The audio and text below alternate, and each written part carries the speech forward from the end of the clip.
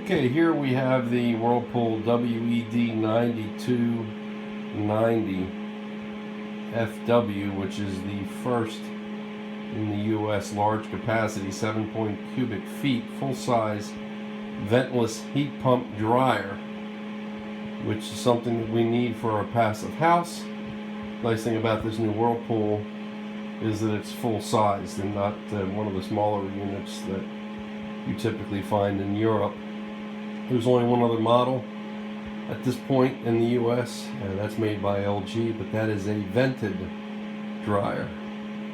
So you can hear the heat pump. We just paused the cycle, and you can hear the heat pump still spinning, so I'm going to restart it.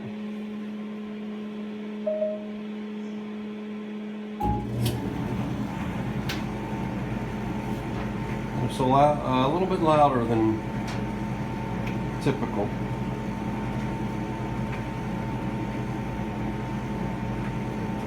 We have some clothes in here. We'll see how the unit dries.